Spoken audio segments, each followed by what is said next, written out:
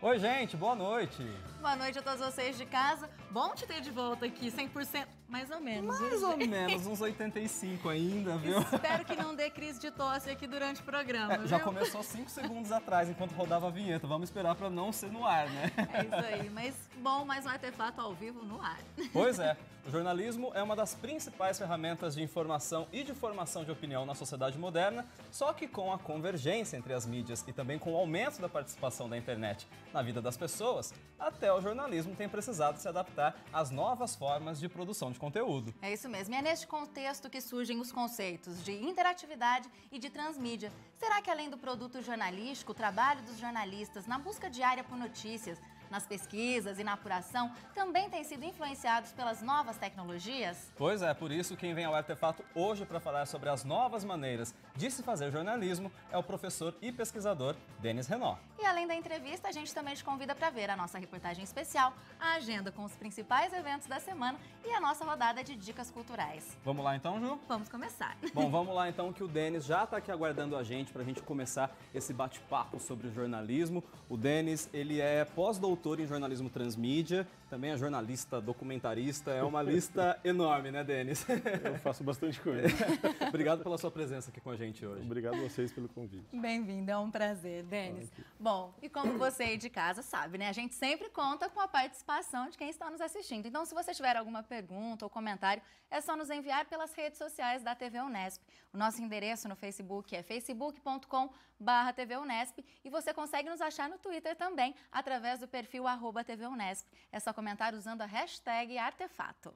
Bom, Denis, para a gente começar o nosso bate-papo de hoje, acho que assim, queria que você começasse falando para a gente um pouquinho o que você vê que essa explosão da internet ela trouxe de mudança para o jornalismo. Quando eu comecei a fazer faculdade, lá em 2003, já faz uns bons mais de 10 anos já. Tá ficando velho? Já tô bem velhinho já. Naquela época tinha aquela conversa, a gente estava na época da bolha da internet, tinha aquela conversa de que a internet ia matar o jornalismo. Então, assim, 10 anos depois, mais de 10 anos depois, como que você vê? O que aconteceu? O que a internet mudou de verdade no jeito de fazer jornalismo? Bom, na verdade faz 20 anos que nós temos o jornalismo na internet no Brasil, né? E realmente aconteceu isso que você falou. No começo não sabia o que ia acontecer, o que poderia fazer com aquela internet, com aquele novo canal que surgia. E daí a coisa teve a bolha, né, no começo desse século. Né? E naquele momento o jornalismo na internet era bem um reflexo do que acontecia nas outras redações, nos outros canais. Até que em 2000, 2001, 2002 surgiu o que nós chamamos de Web 2.0. Nesse momento foi quando os espaços colaborativos surgiram e o cidadão começou a criar os seus próprios espaços comunicacionais. Isso realmente mudou muito o fazer jornalismo. O fazer jornalismo não somente no sentido do que o jornalista pode fazer, mas também no sentido do que o jornalista, com o que o jornalista passou a conviver. Sim. Ou seja, cidadãos que escreviam as suas histórias, algumas delas jornalísticas, né, ou informativas, não jornalísticas, mas porque não tem método, não tem, mas tem a informação, né, e o jornalista passou a competir, de certa maneira, inclusive, com essas novas histórias. E ser avaliado também mais de perto, né? Porque as pessoas podiam deixar comentários, podiam questionar alguma informação que o jornalista desse. Exatamente. No começo, tinha essa possibilidade, era o máximo que nós tínhamos de participação numa notícia, né? Que eram os comentários, né? A possibilidade de comentários. E comentários, muitas vezes, controlados pelos meios. Sim. Agora, com a chegada dos meios sociais, das redes sociais, isso passou a ficar muito mais visível, muito mais presente, muito menos controlável. Né? Com certeza. Ou seja, se você, jornalista, escreve uma notícia e não aborda aquilo que realmente deveria ser abordado, segundo o cidadão, ele vai escrever aquilo no canal dele de rede social e vai fazer com que aquela notícia passe a ser uma notícia. Eu me lembro que em 2012, eu estava em Bogotá, eu morava em Bogotá, e teve um atentado à bomba. Né? Um atentado à bomba na cidade de Bogotá. E eu não achava nada, né? Nem sabia o que estava acontecendo. Estava no meu trabalho lá na universidade, escrevendo e tal. De repente eu entrei no Twitter e um aluno meu, naquele momento, né, aluno, agora já se formou, inclusive, jornalista e tal, ele escreveu no Twitter: atentado à bomba, explodiu uma bomba na rua tal em Bogotá. Só saía lá. Meu Deus. Só no Twitter que tinha notícia. No dele, no outro, no outro. Os meios de comunicação não falavam nada. Depois de horas, eles foram falar sobre isso. A mesma coisa, eu em Bogotá, quando morreu o Jomir Betting, eu descobri pelo Facebook né, que o Jomir Betting tinha falecido e a primeira notícia sobre a morte dele foi 3 horas depois. 3 horas depois, eu fiquei acompanhando. Tempo, né? Muita gente já sabia pelas redes sociais. Exatamente. Então, né, o controle mudou. Com certeza, acho que hoje em dia isso já mudou um pouquinho, né? Agora a gente vai aproveitar até para ver um depoimento do editor-chefe do portal de notícias Brasil Post, que é a versão brasileira do The Huffington Post, que é hoje o maior site de notícias do mundo. E no vídeo ele fala sobre as adaptações que foram feitas para tornar a rotina da redação mais de acordo com esses avanços tecnológicos. Vamos ver. Acho que o diferencial da nossa plataforma a conexão tanto com o Google, com o SEO, com as palavras que estão sendo buscadas, o que as pessoas estão procurando na internet, e também com as redes sociais e as métricas. A gente tem uma área específica da nossa plataforma do Huffington para distribuir legal essa matéria, né, para todas as redes. E as métricas também, a gente tem ali o acompanhamento em tempo real da audiência, do número de cliques, de quantas pessoas estão clicando em quais matérias. As redes sociais estão incorporadas em todas as etapas de produção da notícia, desde a pauta e apuração, passando pela redação, que nós vamos embedar tweets, embedar posts do Facebook na matéria, na notícia, e também pela edição multimídia, a nossa matéria, o editor, quando estiver montando essa reportagem, ele tem que usar os elementos das redes sociais e, claro, a distribuição também é uma etapa fundamental da publicação da notícia. Hoje, a publicação é só o início, né? Porque depois nós participamos das conversas, nós nos engajamos com os leitores, ouvimos as críticas, confrontamos às vezes os próprios leitores com outras visões de mundo, porque nós somos muito plurais também. Hoje, as figuras centrais da notícia também estão usando as redes sociais. Então a notícia ela não está simplesmente no repórter ir ao palácio, ir ao gabinete, ir às ruas. É claro que isso é super importante, temos que continuar indo, mas a gente vê a figura central no jornalismo hoje é o curador, que é o cara que sim, pode estar na redação, pode até estar no local lá do burburinho da notícia, mas ele está atento a todas as vozes que estão circulando, a todas as conversas que estão rolando, e assim ele mapeia e vê quais que têm condições de virar pauta e notícia. É um formato bem interessante que eu não sei se já vem chegando no Brasil, né? Você que tem acompanhado esse trabalho em muitos países, Denis, é uma tendência, eles já estão seguindo, estão à frente mesmo? Essa é a nova tendência? É uma das tendências, né? Na verdade, no Brasil existem outras iniciativas, não como o Brasil Post, eu acho que é um exemplo, mas o Huffington Post, tanto na versão em inglês como na versão espanhola, isso já revela essas tendências. Cada blog que está dentro daquele espaço, por exemplo, o Juanes, que é um cantor colombiano, ele tem um blog lá, né? Cada blog é um jornal. E aquele Huffington Post, o que é? É um portal de blogs. E todos esses espaços independentes e, acima de tudo, rentáveis. É um novo modelo de negócios que surge no jornalismo e, com certeza, com essa relação direta com redes sociais, com participação do público, etc. Com certeza. Agora, falando um pouquinho sobre as suas pesquisas, né? A gente comentou aqui no começo do programa que você estuda ações transmídias. Explique pra gente o que é o jornalismo transmídia. Ok. Jornalismo transmídia, ele, na verdade, é um jornalismo que segue uma linguagem, né, uma nova linguagem, uma linguagem contemporânea, que é a narrativa transmídia, que a gente encontra na ficção, no entretenimento, exato, na publicidade. E o jornalismo começa a se apoderar dessa possibilidade de uns anos para cá, na verdade, de 2 anos para cá. 2, 3 anos para cá. É uma linguagem participativa que trabalha com conteúdos multiplataforma, conteúdos independentes entre si, mas complementares. Então, cada conteúdo tem o seu começo, meio e fim, sua independência. E, em conjunto, você tem um significado novo daquilo tudo. Esse é um conjunto mais amplo até, inclusive. Exatamente, exatamente. E expansível. Expansível por meios sociais, tem que ser disponível por dispositivos móveis, porque hoje você tem mais de 70% do consumo da internet a partir de dispositivos móveis, ou seja, se você não fala com dispositivos móveis, você vai falar com uma minoria, e não é isso que o jornalismo quer, né?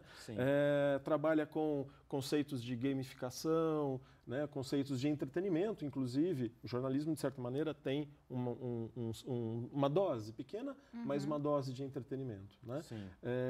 Então, isso é o que seria o jornalismo transmídia. A gente vai exemplificar daqui a pouco no próximo bloco para que fique mais claro, né? Sim, a gente vai precisar chamar um intervalo rapidinho, Denis. Eu pedi para você continuar aqui com a gente já volta. E você aí em casa, o intervalo é bem rapidinho. No próximo bloco a gente continua esse bate-papo, então aproveita para mandar perguntas para a gente. Vai ter fato? Volta já!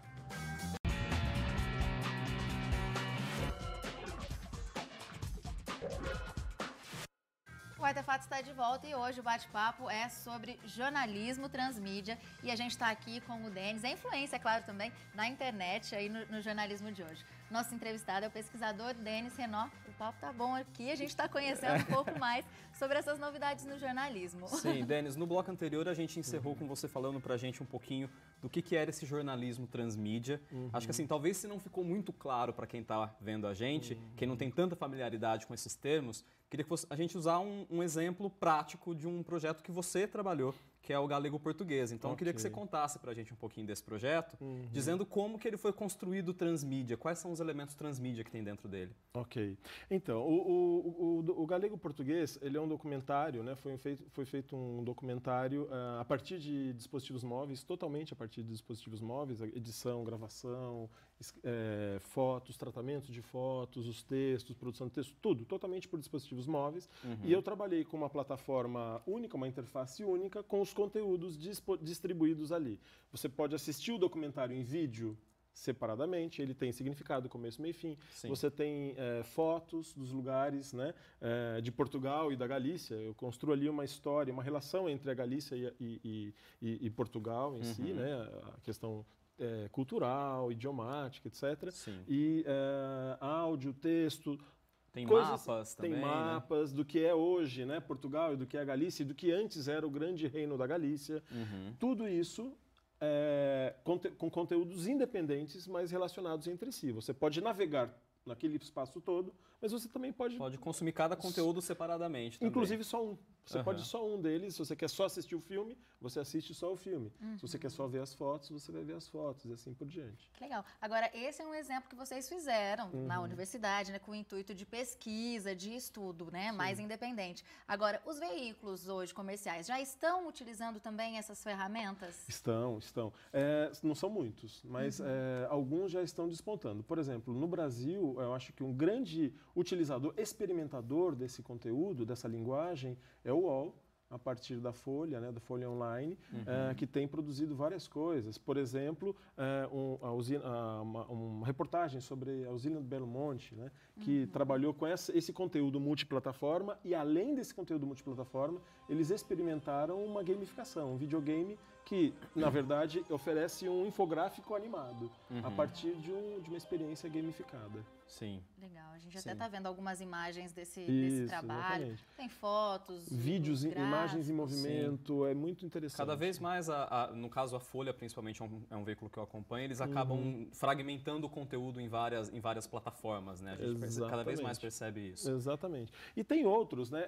No Brasil eles fizeram vários, mas, por exemplo, quem tem feito bastante coisa fora do Brasil, o New York Times tem feito bastante coisa bacana. Na época da Copa eles fizeram um aplicativo, né? Uma série de reportagens, chamava-se Spot the Ball, Encontre a Bola. Então eles ofereciam, a partir de uma foto sem a bola, a pessoa tinha que definir onde estava a bola naquela cena do jogo. E assim ele navegava em outras plataformas, era muito interessante. Muito bom. Denis, puxando um outro assunto aqui para a gente conversar, a gente nota cada vez mais, acho que na mão de todo mundo tem um celular na mão. Né? Acho que já virou um comportamento generalizado aqui para a gente. Inclusive, a gente tem uma pesquisa feita pelo governo federal no ano passado, dizendo que 66% das pessoas no Brasil já usam o celular para se conectar à internet. Então já é um número gigantesco.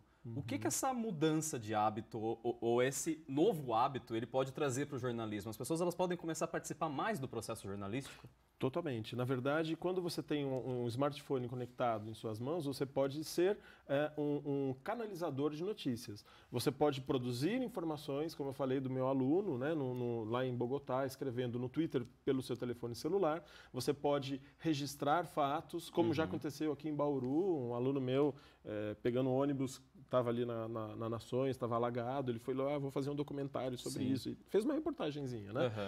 Mas você também pode compartilhar, e isso é bacana. Você, como cidadão, acaba compartilhando e a cada compartilhamento você altera, se você quiser, o sentido daquela notícia. Ou você simplesmente difunde aquela informação. Exatamente. Né? Agora, quando você difunde e comenta, você pode difundir reforçando aquela notícia, como você pode contrariar aquela notícia. Exatamente. Todo mundo vira um pouquinho jornalista, então. Exatamente. É o construtor da notícia, né? Coautor. Acho que o exemplo que o Diego, né, do Brasil Post, deu no primeiro bloco, né? Que eles acabam participando, comentando. É uma forma também dos jornalistas terem um feedback do que, né, do que postou. Ou vai né? embasar a formação, a criação de uma matéria a partir desse fato que alguém viu, né? Sim. Com certeza, com certeza. Acho que fica bem mais participativo mesmo.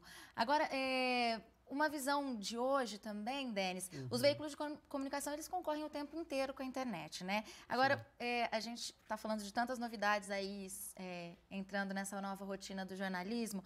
Agora, você acha que precisa haver uma adequação nos meios mais tradicionais também, ou há espaço para todos os veículos? Não é todo mundo que precisa entrar nessa nova onda ou não? É realmente algo que está tomando conta aí de todas as áreas do jornalismo? É assim, para minha avó, né, 85 anos, 87 anos, eu acho, eu nem perdi a conta já. Para ela tanto faz, né, a internet. Ela tem um smartphone e não sabe nem o que fazer com o smartphone. Na verdade, ela nem sabia que era um smartphone. Sim. Agora, para minha filha de 4 anos,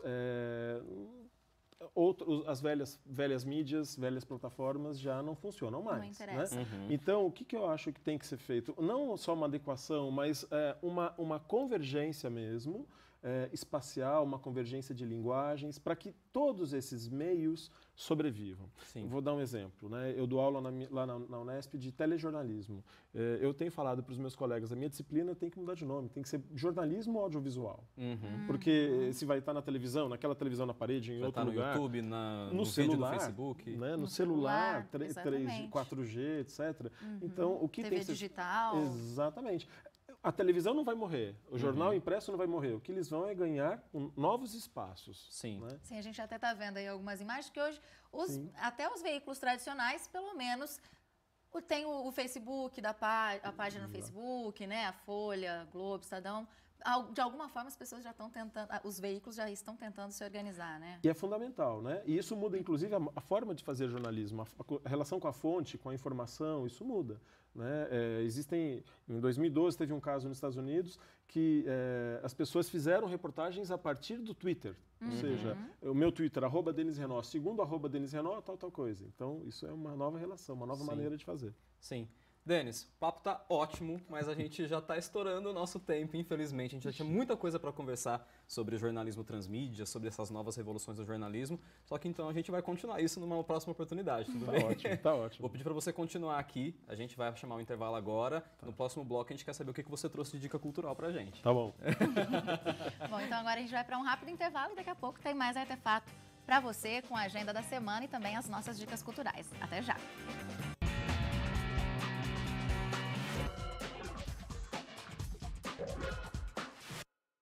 Estamos de volta com o Artefato e você já consegue adivinhar o que vem agora, né? Pois é hora da nossa agenda cultural, então fica de olho porque tem coisas bem legais nessa semana agora.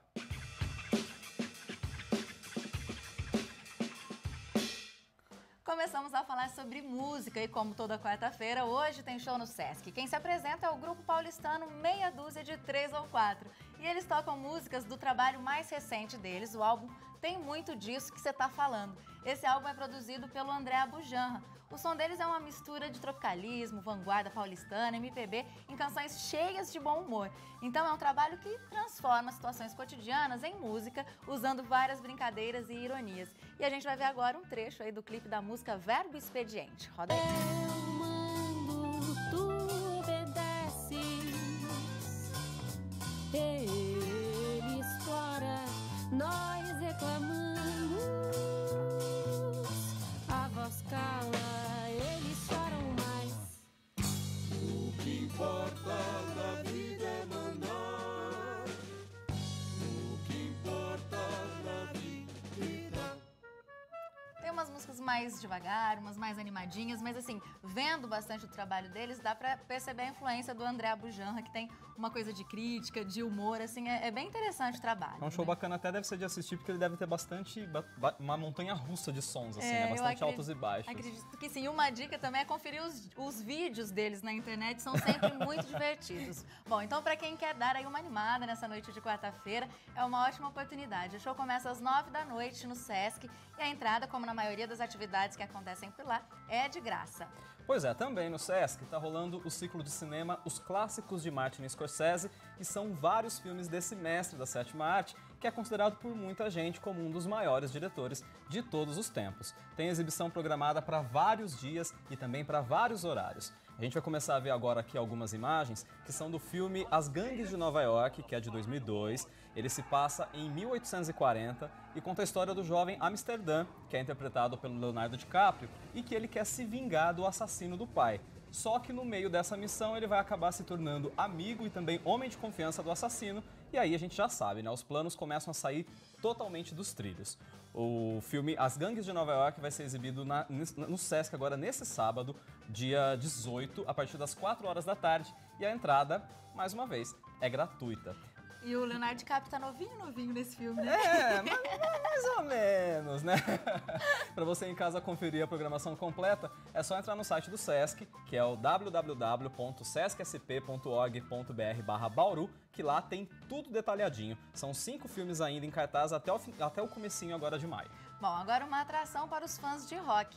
Neste domingo tem mais uma edição do Vitória Rock lá no Parque Vitória Régia. Quem estiver por lá vai conferir show de 3 bandas. Uma delas é a Adiós Amigos, aqui de Bauru, que faz um tributo ao Ramones.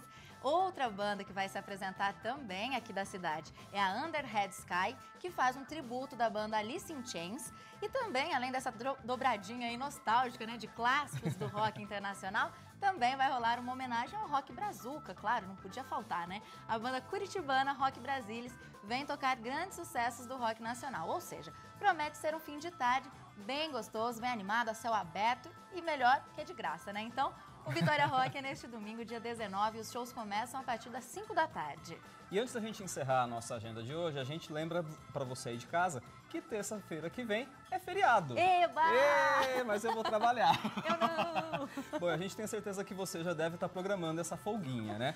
Uma dica que a gente traz aqui no Artefato é que o Sesc programou uma programação especial para o feriado com atrações para todos os públicos. Às 3 da tarde tem a apresentação do espetáculo circense e logo em seguida, às 4 da tarde, tem show do grupo de choro Bom Tempo, que é daqui de Bauru. A programação completa você também confere no site do Sesc. Bom, então assim a gente já encerra a nossa agenda cultural e agora já é hora da nossa rodada de dicas. Então vamos voltar para o nosso sofá? Ladies first. Por favor, muito obrigada. Que o Denis está aqui junto com a gente também, né, Denis? E a gente quer saber o que é que você trouxe de dica. Eu, como estou ali na produção do programa, já sei que tem a ver com o nosso assunto de hoje, né, Denis? Sim. A minha dica é um documentário que eu gosto demais, que é o Killing Lincoln. Foi a primeira produção transmídia produzida pela National Geographic, que conta a história do Abraham Lincoln. Então, você tem um espaço disponível na internet com todo o conteúdo, você vai navegando nesse conteúdo, vai descobrindo, pode ver, assistir o vídeo, você pode escutar um áudio, ver fotos, ler textos, etc. E esse mesmo conteúdo, ele foi exibido na televisão de maneira separada, né? Foi oferecido no site, numa outra página, foi disponibilizado na revista. É muito interessante. Foi uma experiência muito bacana da National Geographic, que já desde 2010 tenta descobrir uma linguagem que consiga superar essas novidades que nós falamos aqui, essas mudanças sociais. Não, e vale a pena, assim, é uma linguagem super bacana e você vai mergulhando na história, né? Assim, é muito legal. Você vai navegando. Agora, só um comentário, você estava mostrando ali meia dúzia de 3 ou 4, né? Aquilo ali é transmídia puro. É? Super transmídia. A começar do conceito, né? Essa mistura de músicas, de estilos numa mesma música. Que bom. Opa, Tá vendo? transmídia musical. Artefato também é vanguarda. Pois é. E sua dica hoje? A dica do Artefato tá em suas mãos hoje, né, Will? Hoje está nas minhas mãos, eu aproveitei o meu tempinho de folga na semana passada, que eu fiquei afastado, doente, em casa, sem ter muito o que fazer. Peguei para assistir filme e trouxe uma dica de cinema. Faz tempo que eu não trago dica de cinema aqui pra gente no Artefato, né? Sim. A dica que eu trouxe é um filme que chama Ana Karenina. Ele é um filme de 2012. Ele concorreu a 4 Oscars na época e ele acabou levando um Oscar, o Oscar de melhor figurino. Ele tem um visual excepcional. Para quem não conhece, ou já ouviu falar e não está muito ligando o nome ali à pessoa, o Ana Karenina ele adapta o romance clássico do Tolstói. É mais uma adaptação desse romance para a telona. E ele conta a história de uma... Vou até pedir o pessoal soltar umas imagens enquanto eu falo um pouquinho sobre ele. Ele conta a história de uma dama da sociedade, a Ana Karenina, que ela é casada e aí ela se apaixona por um militar, o Conde Vronsky. E aí a gente sabe, né, que esse amor proibido, claro, vai pirar a cabeça dos dois e também vai atrapalhar muito a vida de quem vive em volta deles. Não é só a vida deles que vai ser virada de cabeça para baixo. A vida de muita gente também vai ser virada. Vou até pedir pro pessoal dar um sobe som pra gente ver, apreciar um pouquinho dessas imagens.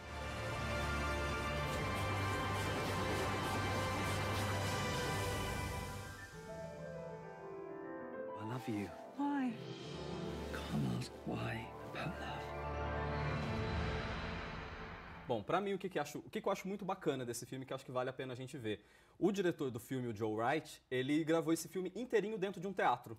Ele fez todos os cenários dentro de um teatro. Então, Legal. as coxias se transformam numa rua, esse palco se transforma numa corrida de cavalos, se transforma numa ópera, se transforma num baile. Que Então, assim, bacana. o filme inteiro se passa dentro de um teatro. É mais ou menos o que a gente fez aqui no Brasil com o Capitu, por exemplo, que se passava inteiro dentro de um casarão abandonado. Ele levou essa ideia para o cinema e o resultado é a coisa linda, linda. É a coisa que a gente tem que ver mesmo. Quem quiser assistir, tem disponível em DVD, também tem em Blu-ray e tem no Netflix. Então é facinho de achar. Que maravilha, adorei a dica. Bom, gente, o programa está chegando ao fim, o papo foi ótimo aqui. Denis, muito obrigada pela sua presença. Obrigado a vocês. Espero que você volte, que eu acho que é um assunto aí que ainda tem muito que ser dito, né? Hoje a gente só Quando conseguiu falar um quiser. pouquinho aí, então falo a mesmo. gente aguarda o seu retorno. Obrigada, viu? Ótimo, obrigado a vocês. Denis, obrigado. E a Muito gente obrigado. espera você de volta para continuar esse bate-papo uma outra hora Quando sobre quiserem. jornalismo transmídia. Quando quiserem.